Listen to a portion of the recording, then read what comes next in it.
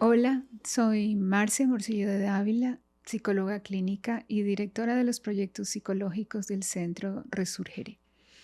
Bienvenidos a un nuevo episodio de Escuela para Padres de Ecuador Un Solo Corazón. Ya hemos concluido el módulo 1 de la niñez, que es de los 6 a los 11 años en el área física. Ahora vamos a comenzar un nuevo módulo que es el área emocional y con el tema del manejo de las emociones que es tan importante en los niños a esta edad. Para esto tenemos un especial invitado que es el licenciado David Montúfar, terapeuta del Centro Resurgere. Hola David, ¿cómo estás? Hola Marcia, muy bien, gracias. Gracias por la invitación el día de hoy. Quisiera que comencemos este nuevo episodio con nuestros ejercicios de centramiento que son súper importantes al comenzar cada uno de los capítulos. Quisiera que pongamos la espalda recta, todos vamos a poner la espalda recta, con los pies en el suelo, sentados y con las manos en los muslos. Ahora vamos a hacer como un bostezo natural, abriendo la boca muy, muy, muy grande y abriendo los brazos hacia los lados, como cuando despertamos y nos estiramos. Lo que más podamos. Y al mismo tiempo las piernas y que todo apunte hacia el frente, los dedos de los pies. Y mantenemos esa posición de estiramiento y de bostezo. Inhalamos profundamente por la nariz, contando hasta 5. Sostenemos la respiración y exhalamos. Vamos a empezar. Muy bien. Vamos a empezar hablando de lo que significa la resiliencia emocional en niños de 6 a 11 años. Pero antes de comenzar, David, precisamente para que sea claro para toda nuestra audiencia, quisiera que nos expliques el término resiliencia. Es un término que se usa muchísimo últimamente, pero no necesariamente todos sepan su significado. ¿Cómo explicarías primero esto de resiliencia? La resiliencia es esta capacidad que todos los seres humanos tenemos de sobreponerse o de soportar, de ponernos nuevamente o volver a este estado de equilibrio, de homeostasis, lo más rápido posible. O sea, si es que estamos en un nivel un poquito bajo, subimos nuevamente a este estado de equilibrio. Entonces, ese, digamos, tiempo o esa capacidad de regresar a ese estado es esa resiliencia. En palabras sencillas, ¿no? Claro, me parece muy importante aclararlo, porque precisamente de eso se trata nuestro tema, ¿no? Finalmente, resiliencia tiene que ver con el buen manejo de las emociones. Y si aprendemos a hacerlos desde pequeñitos o los enseñamos a los niños a hacerlo, va a ser mucho mejor el manejo de la vida, de los conflictos, de las crisis, de los problemas. Por eso, hablemos un poco de este manejo de las emociones. ¿Qué nos dirías? Este manejo de las emociones, primero hay que entender que cuando es bien manejado, tiene consecuencias positivas o negativas, tanto a corto como mediano y largo plazo.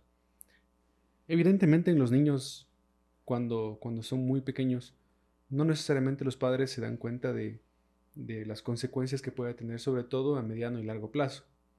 Y, y que después es simplemente grandes problemas que las personas tienen ya en su adultez, por ejemplo, es consecuencia de esto.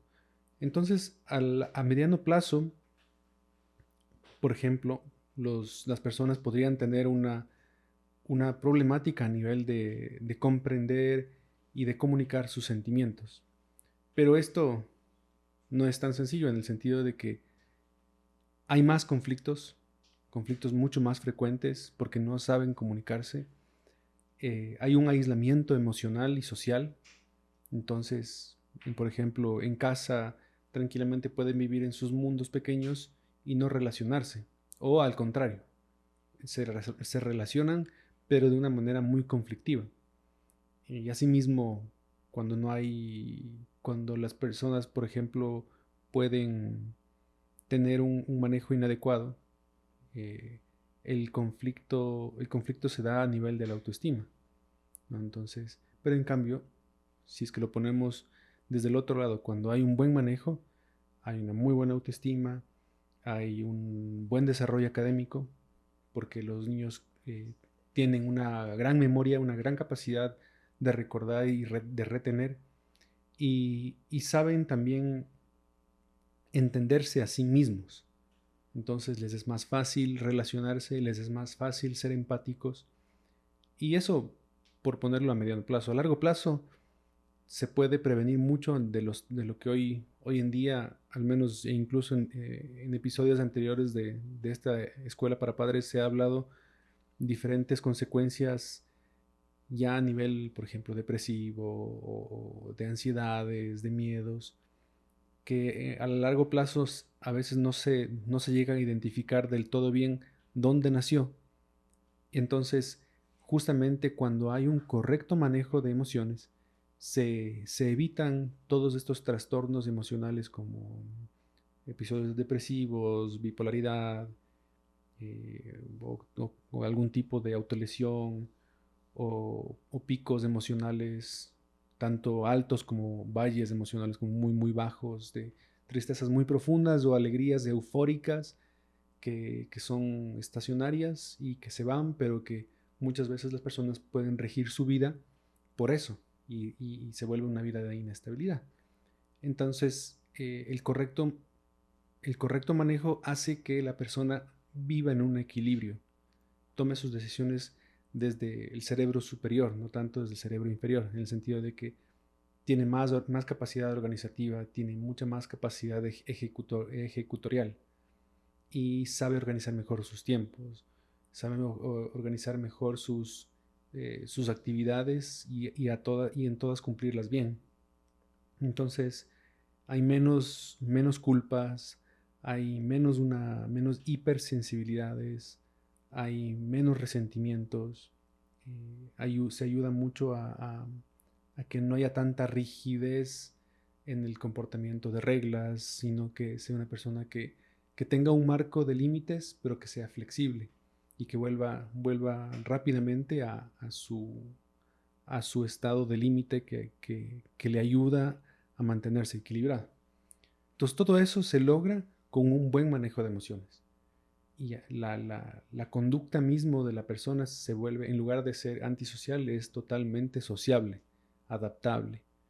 Y, y a la final de todo esto, pues es como si abriese una gran cantidad de herramientas para poder amar. Entonces la persona desarrolla una gran capacidad de amar, porque el manejo de sus emociones es mucho más fluido, como una parte de su vida, pero correctamente. Definitivamente eso a los niños los ayuda muchísimo a madurar, pero quisiera preguntarte un poco para claridad en nuestros oyentes, en la práctica, ¿cómo los padres podrían manejar esto? ¿Qué significa? ¿Cómo un niño en la práctica puede manejar bien sus emociones o formarse en este sentido? Saber canalizarlas. Me gustaría mucho escucharte un poco acerca de todo esto. Yo creo que una de las cosas más fundamentales es que primero los padres etiqueten las emociones, porque los niños no necesariamente saben qué es lo que sienten. Todas las personas sentimos, todos los niños sienten, pero necesitan que los padres les ayuden a decir: esto que tú estás sintiendo es miedo, esto que tú sientes es alegría. Entonces, de esa manera al niño le es más fácil, y entonces después, posteriormente, identificar y decir: sí, sabes que ya no necesitas, el papá ya no necesita decirle, sino el niño automáticamente dice: tengo miedo, tengo ira, estoy feliz, estoy lo que sea. La diferente. Eso es primero, etiquetar. Lo segundo es validar. Es bueno, más adelante voy a poner un poco más de ejemplos, pero, por ejemplo, decir: sé que estás sintiendo esto. Eso es validar. Entiendo, soy empático con tu emoción.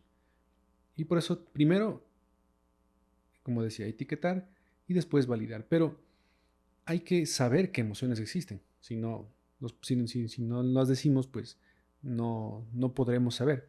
Hay diferentes escuelas a nivel psicológico, pero con la que a mí me gusta mucho trabajar es la que habla de emociones primarias, secundarias y terciarias.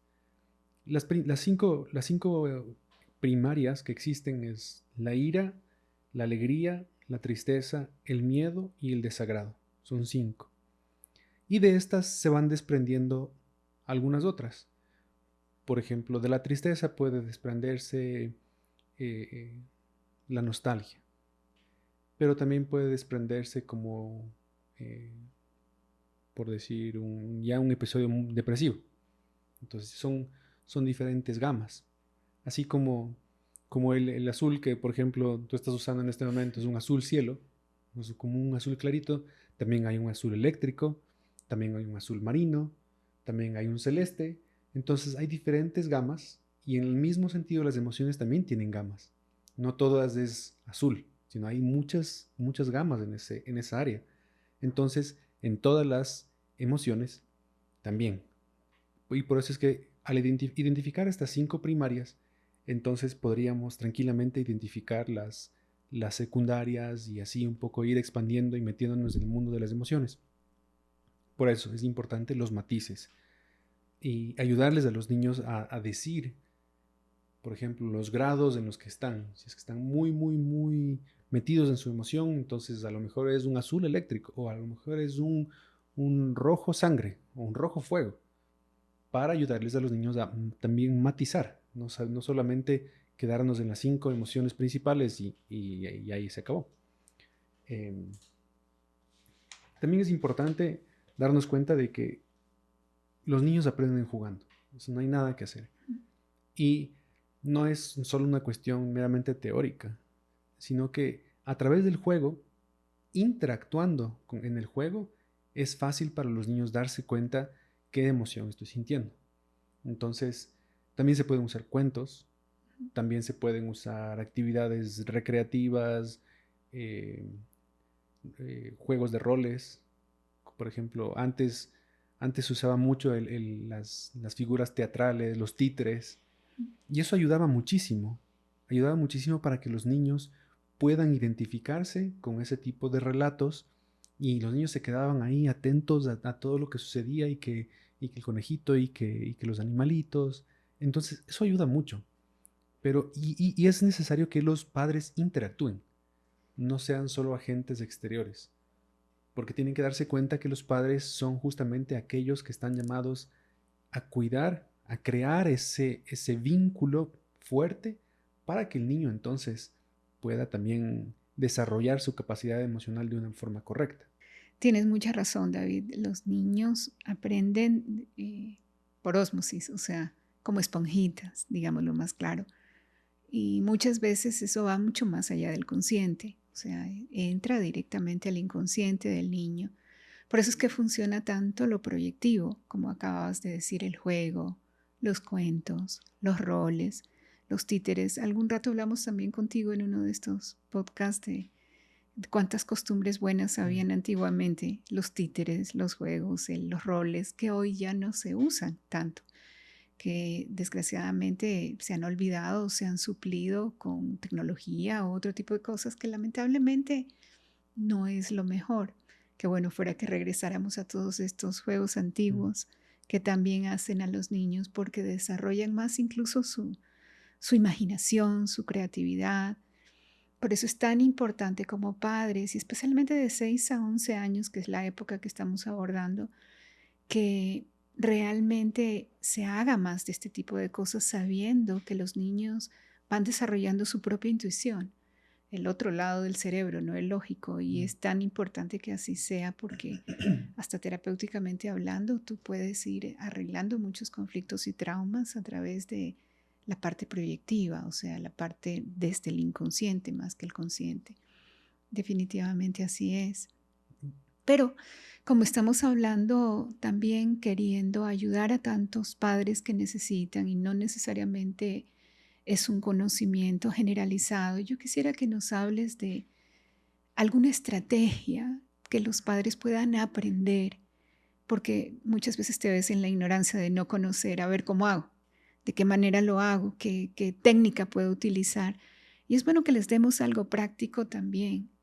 Sí, y, y esta parte debe ir acompañada de la palabra también, porque si es que hay solo el juego y no hay una palabra segura, Ujú. el niño no No va a aprender, concientiza.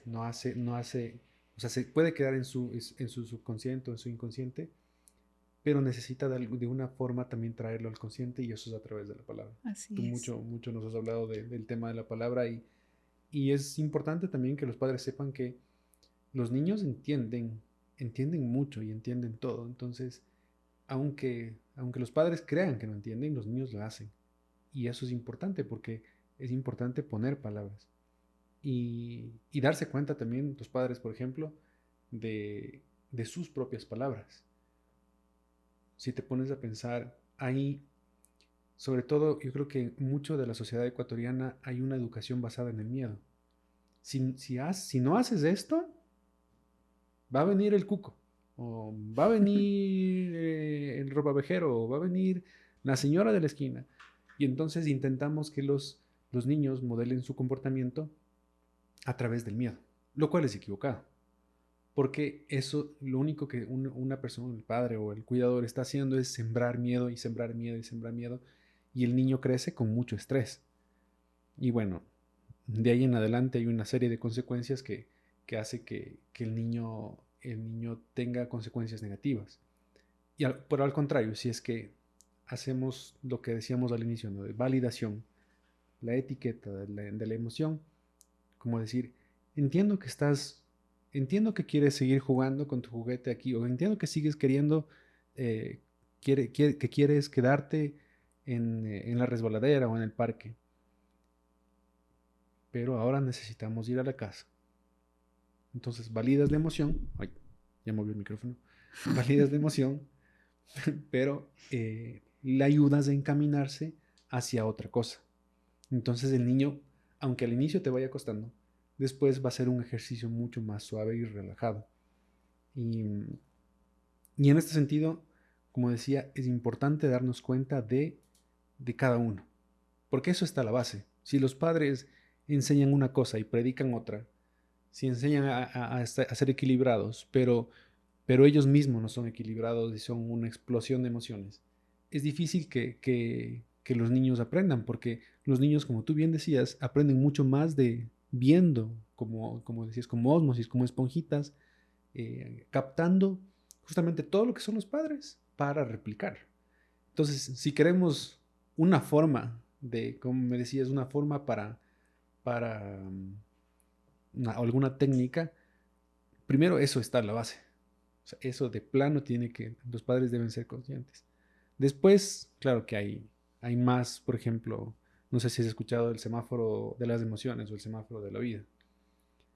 Por ejemplo, ese es muy bueno, que es hacer como una manualidad, un semáforo, como conocemos, de una bolita de color rojo, una bolita de color amarillo y una bolita de color verde, y esa pegarla, por decir, cerca de la habitación, en la habitación o cerca de la cama, o en algún lugar del área de juego tal vez, o alguna cosa así, y ayudarle al niño a que sepa detenerse, analizar, a ver qué estoy sintiendo. Entonces, estoy demasiado ofuscado. Entonces, encaminarle a que el niño vaya al semáforo a ver en qué color estás. Estás en el rojo donde no puedes controlar tu emoción, donde tienes mucha rabia, donde quieres agredir, donde estás muy nervioso, donde tienes mucho miedo. Entonces, justamente como un semáforo hay que pararse, detenerse. Y entonces te detienes, así como el carro se detiene. Y al detener, ese solo ejercicio de detenerse le ayuda mucho al niño porque le ayuda a reconocer, sí, o sea, sí estoy como fuera de mí mismo, sin control, y hace que se detenga. El hecho de detenerse ya le ayuda a dar el siguiente paso. En este caso puede ser ya, bueno, un amarillo. ¿Qué puedo hacer? Voy a ponerme a pensar. Ayudarle al niño a pensar. ¿Cuál es el problema? ¿Qué es lo que me está pasando? ¿Qué es lo que estoy sintiendo?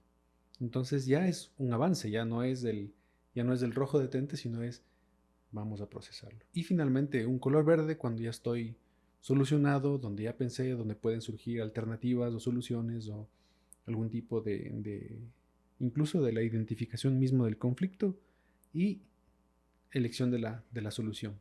Este semáforo de emociones es súper efectivo, porque eso tiene que ir acompañado también con, por ejemplo, si es que el niño está demasiado descontrolado, ayudarle a respirar, a que respire profundamente, como uno de los ejercicios que hicimos ahorita, respirar o a través del juego. Existe esta técnica que es la sopa mágica.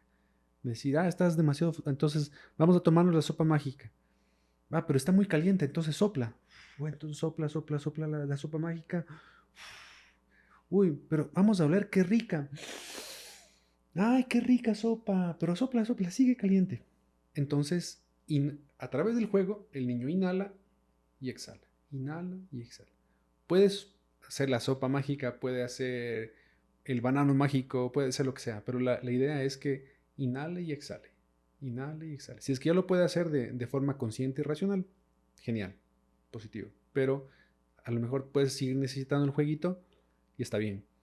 Y también el agua, la hidratación es súper importante porque eso oxigena el cerebro, ayuda a que el cerebro que se creen conexiones neuronales y el niño se equilibre mucho más rápido. Entonces, así, tres cositas sencillas. Entonces tuvo el semáforo, hidratación, respiración, por ejemplo, ¿no? Sí, sí, me parecen estrategias muy importantes. Pero en definitiva y en conclusión estamos hablando de la importancia para resolver el conflicto cuando se presenta, cuando un niño está descontrolado, como dices tú, en las emociones. Es la buena comunicación, el uso de la palabra y qué importante es destacar esto, el poder poner palabras en las emociones es lo que lo va a ir ayudando también en este proceso de madurez tan necesario. Y qué bueno también que como padres aprendamos estrategias específicas. Creo que una manera muy importante en todo lo que has dicho es en el dibujo de este semáforo, que el niño lo vea, que esté en algún lugar de la casa, en su cuarto o en un lugar grande donde él pueda darse cuenta de que, especialmente si son niños que no se han acostumbrado a controlar sus emociones, es una técnica que puede ayudar muchísimo el tener colgado en algún lado dibujado este semáforo, lo que significa el rojo, el amarillo y el verde, para que el niño se ubique rápido solamente con la mirada de lo que significa cada uno. Sin duda estás hablando de un proceso de aprendizaje y una corrección de un mal hábito que es tan necesario. Te agradezco mucho de verdad, David, que nos enseñes estas cosas y que los padres puedan ponerlo en práctica de esta manera. Es realmente la práctica, estrategias prácticas, lo que nos pueden ayudar muchísimo a corregir actitudes y a también como metodologías nuevas para enseñarles a los niños a manejar sus emociones. Qué importante me ha parecido todo esto. ¿Algo más que quieras agregar, David?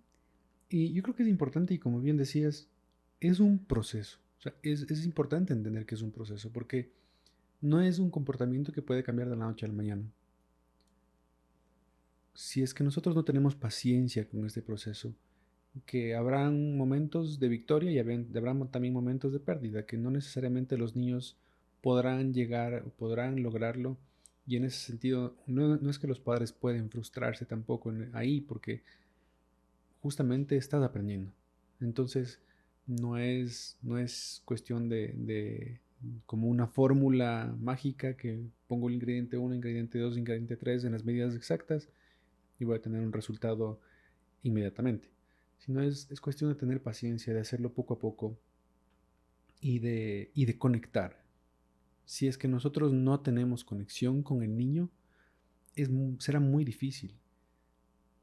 Para eso está el juego, para eso está poner palabras, para eso está el escuchar, porque también ya en esta época uno ya puede escuchar lo que el niño dice, entonces darle valor a su palabra. Entonces todo eso es parte de un proceso y así se tiene que llegar al corazón del niño. No es solo al comportamiento por el comportamiento, sino ir al profundo, como tú decías, al subconsciente, al inconsciente, para desde ahí a través de, si lo ponemos en palabras más sencillas, es simplemente amor, ¿no? Es un comportamiento con mucho amor para ayudarle al niño a que tenga un correcto manejo de sus emociones. Y, y los adultos también empeñarse, ¿no? Porque, como bien decía, de todo esto que hemos dicho, a lo mejor lo más importante es estos modelos de comportamiento, que los niños se identifican con papá, con mamá, con el cuidador, el responsable de cómo son. Y nunca es tarde para cambiar. No es que si el papá ya tiene 40, 50 años, yo ya no puedo cambiar, ¿no? Por amor al niño, uno podría tranquilamente hacer también este proceso, buscar a lo mejor si es que necesitas ayuda terapéutica, también es necesario considerarlo para aprender a manejar las emociones y de esa forma entonces que el niño replique en su vida y que todas estas técnicas tengan un sentido, porque es todo un ambiente, es el cobijo de todo un ambiente que entonces tendrá como resultado el correcto manejo de las emociones y, como bien decíamos, niños seguros, no ansiosos, evitando episodios depresivos y todo lo que decíamos al inicio. Supremamente importante todo lo que acabas de decir. Y realmente yo creo que entre los 6 y los 11 años, muchos padres se quejan ya de cosas que no se han hecho bien, berrinches de los niños o descontroles de los niños que a esta edad es más difícil para ellos manejar y muchos padres se desesperan. Por eso me parece tan importante lo que acabas de decir, porque amor y paciencia necesitan los padres, pero todo es corregible. Se puede imponer nuevos hábitos, hay que aprender estrategias y técnicas y lograr comportamientos distintos en los niños que finalmente los van a ayudar el día de mañana a un buen desarrollo de su personalidad. Es así, es fundamental lo que acabamos de hablar. Te agradezco muchísimo, David, por tu tiempo y lo que nos has enseñado y nos vemos en el siguiente episodio. Chao, Marcia, gracias.